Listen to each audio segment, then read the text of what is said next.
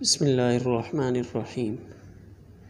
ام المومنین حضرت خدیجۃ الکبریٰ رضی اللہ تعالی عنہا، نبی کریم رؤوف الرحیم حضرت محمد الرسول اللہ صلی اللہ علیہ وسلم کی اطاعت گزار اور وفا شعار زوجہ محترمہ تھی اور امت کی پہلی ماں تھی۔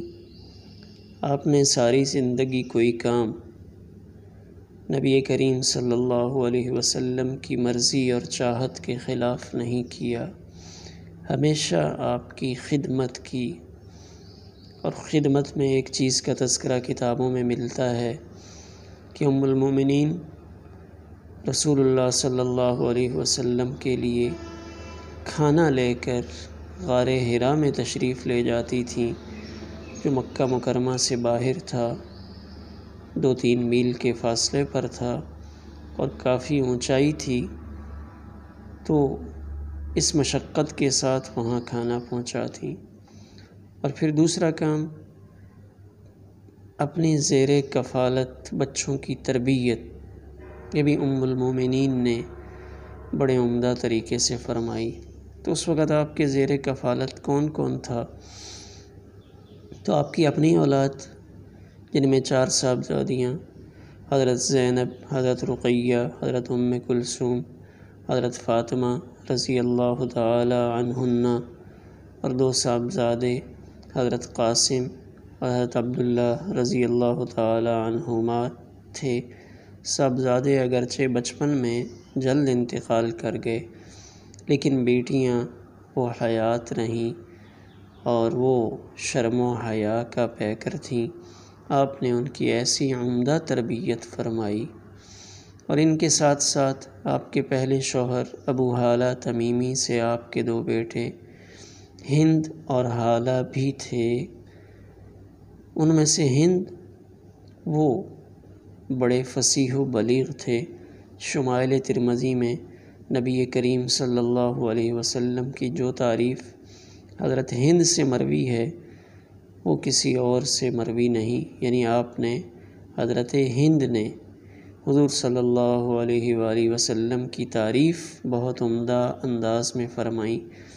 اسی طرح آپ کے زیر کفالت حضرت علی رضی اللہ تعالی عنہ بھی رہے کہ نبی کریم صلی اللہ علیہ وسلم نے اپنے چچا حضرت ابو طالب سے ان کا معاشی بوجھ کم کرنے کے لیے سیدنا علی کرم اللہ وجہہ تعالی کو بھی اپنے زیر کفالت لے لیا تھا۔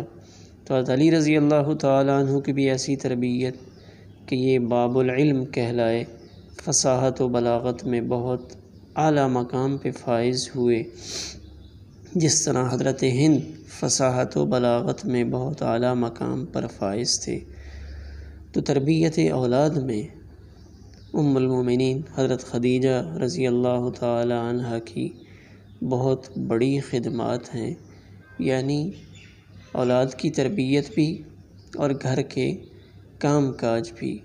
اور پھر حضور صلی اللہ علیہ وسلم کی خدمت اقدس میں انہوں نے اپنے غلام حضرت زید بن حارثہ رضی اللہ تعالی عنہ کو ہبہ کیا۔ اور یہ زید بن حارثہ اس عرب کے رواج کے مطابق ابتدا میں نبی کریم صلی اللہ علیہ وسلم کے متبنہ کہلائے، یعنی منہ بولے بیٹے۔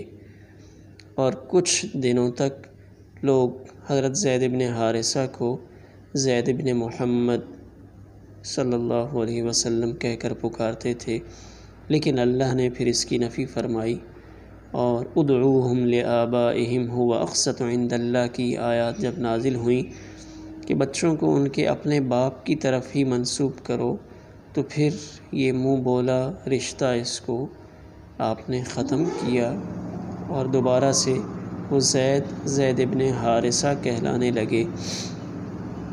تو ام المومنین حضرت خدیجہ رضی اللہ تعالی عنہ نے اپنی ساری زندگی نبی کریم صلی اللہ علیہ وسلم کی خدمت فرمائی اور ایک غم گسار ساتھی کی حیثیت سے آپ کی ہر موقع پر تائید، مدد اور حوصلہ افزائی فرمائی۔